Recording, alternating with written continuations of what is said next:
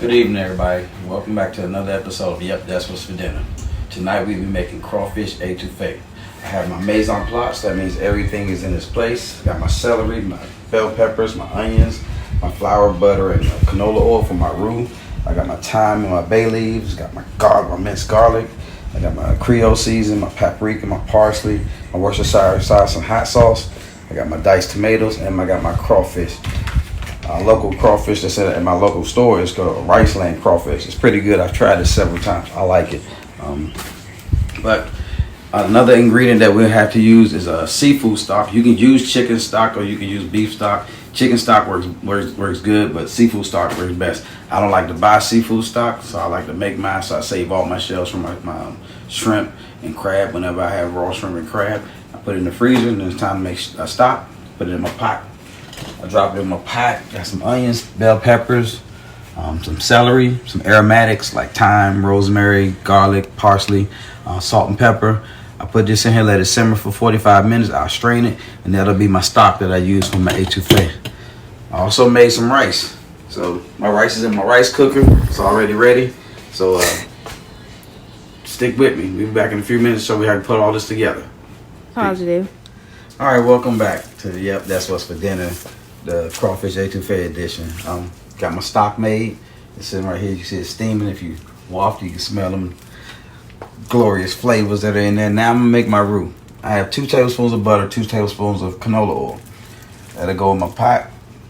I use a stock pot. You could use a stock pot. You can use a heavy skillet, but you want to make sure the pot that you use is thick on the bottom so it doesn't burn. Gotta get my whisk. This roux takes about 10 to 12 minutes to complete. So what I'm gonna do is I'm gonna show you the beginning. I'm gonna turn the camera off and we're gonna come back to you when I start adding my seasonings, my tomatoes, my crawfish, and my stocks. Well, my vegetables and my seasonings. So you let your butter melt. Put your canola oil and butter in there together. You get 3 tablespoons of flour. You pour it right on top. And it's similar to the way I make my roux for my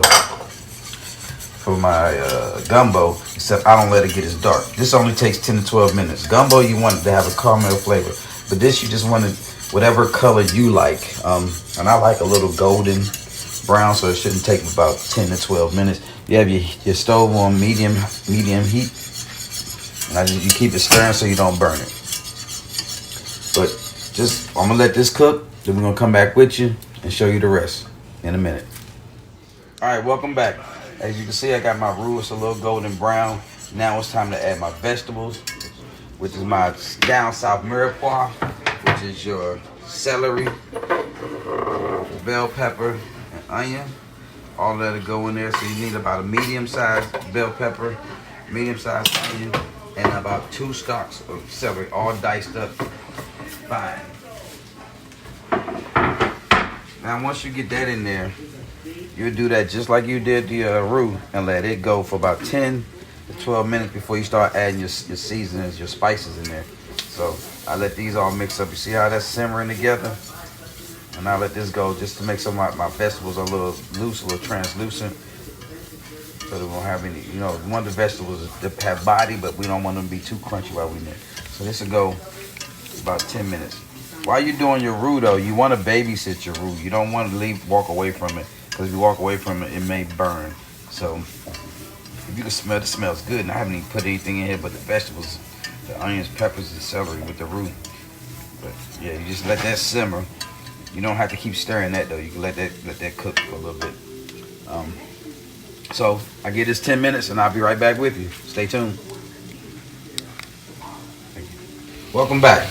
Got my vegetables, they're translucent. Now you're gonna be with me for the rest of the ride. Should only take about another 10 minutes to get everything in here that we need. So I put my thyme and my bay leaf in there and my minced garlic.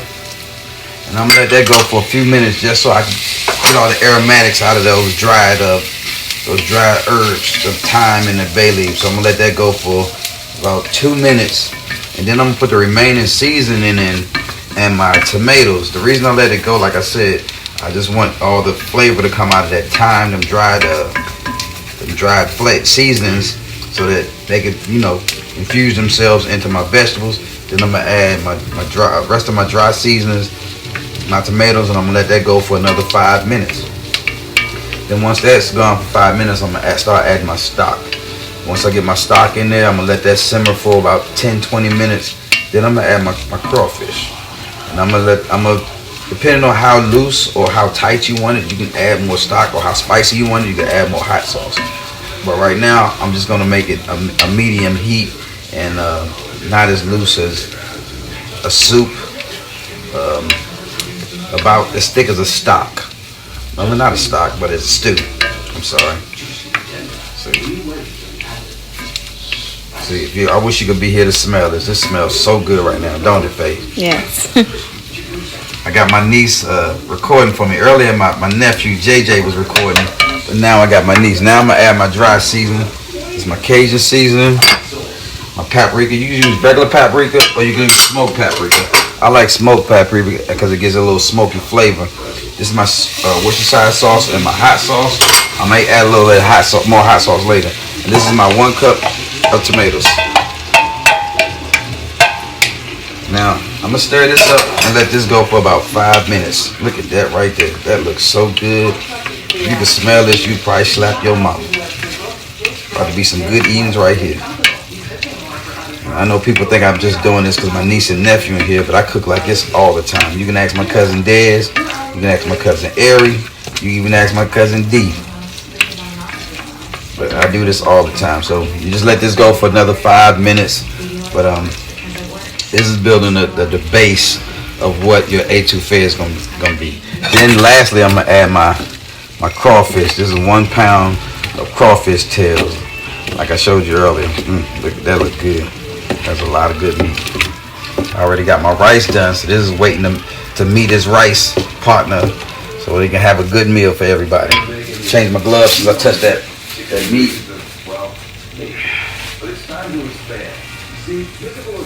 Anytime you touch raw meat, you want to change the gloves. You don't want to have any transference into any other food.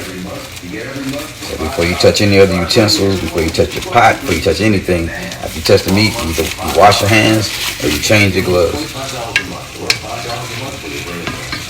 Oh, this smells so good.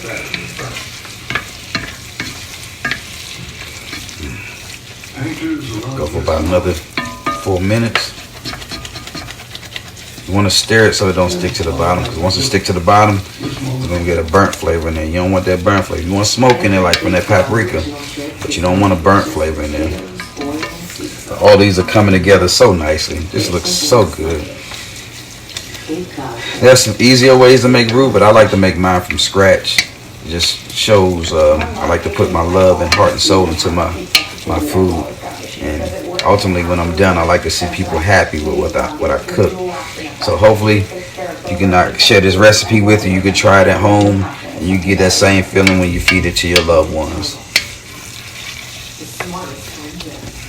And yes, I do love my family. I have the best family on the planet, hands down, bar none. We have a large family, and we have a lot of love to give each other. And ask any one of my family members, we have the best family in the world. And we cook for each other a lot. This brings us together, especially during the family reunion. Like when I do whole hog or 23, 30 chickens, a bunch of leg quarters, we do sausage, do greens. We have a real down south meal for the whole family. Usually we have anywhere from 150 to 300 family members show up. Our family spread all up and down the East Coast. And we're all starting to come together more. This pandemic messed us up this year. This is the first year in, I want to say, 25 or so years that we didn't have a family reunion. And that hurt, because that's the time where all of us get together for not a sad occasion, because typically any other time when the whole family get together is because we've lost someone. But when we can get together for a family reunion and just enjoy food, family, and fun, because when we get together, the Jones, the Council family, the Knight family, we are a lot of fun. The Black family, y'all know who y'all are. Y'all know who part of my family. It's a lot of us. We all get together, we all get along, we have fun, we love each other, we take care of each other. So, now that I got all that done, put the dishes over by the sink. In a couple minutes, I'm gonna start adding my stock. And then I'm gonna let this stock go for another probably 10 minutes. Once I get this stock in here, I'm gonna turn the camera off. We're gonna come back to you when we add the crawfish. But as you can see over here, got my rice cooker full of rice. So this rice gonna get to go with that. Make a perfect pair. Make a bed of rice. Put your etouffee on top of it. Typically when I make etouffee, I usually fry chicken or pork chops to go with it.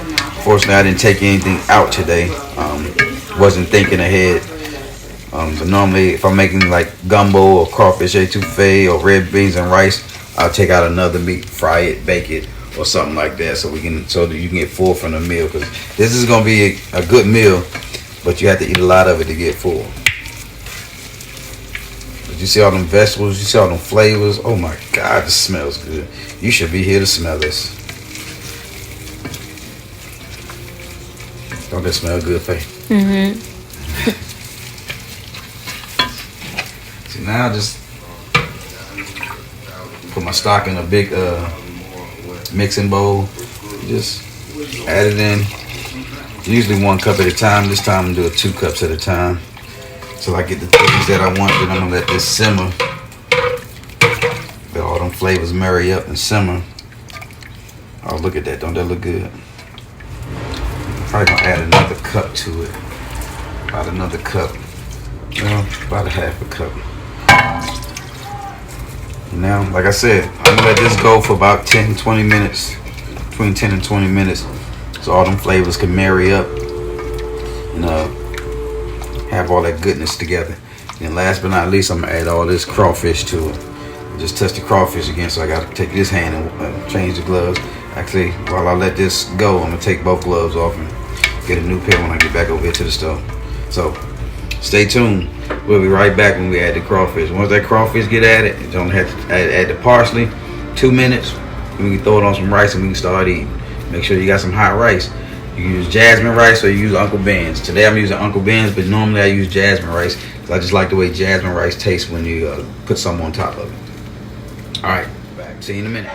I let my vegetables and everything marry up. They've been simmering for about 20 minutes, so it got the correct thickness that I want. Now it's time to add the crawfish. These are raw crawfish, so I'm gonna have to let this cook for about 5 minutes. And once this is done, I will show you the final plating of a bowl of crawfish etouffee on a bed of rice. But look at that. Look at all them flavors. That looks delicious. That looks, as Ned Flanders would say, that looks scrumdiddlyumptious. So thank you for joining us. The recipe will be down in the bio.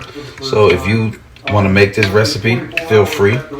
When you do, please come back and comment and let me know what you think of the recipe and how it tastes for you and your family.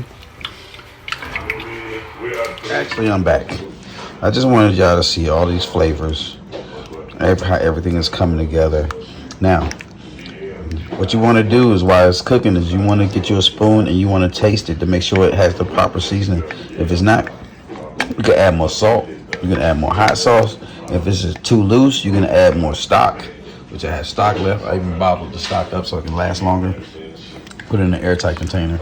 That could stay in the fridge for up to a month. So if I wanted to make this again, that should be enough for me to make another batch.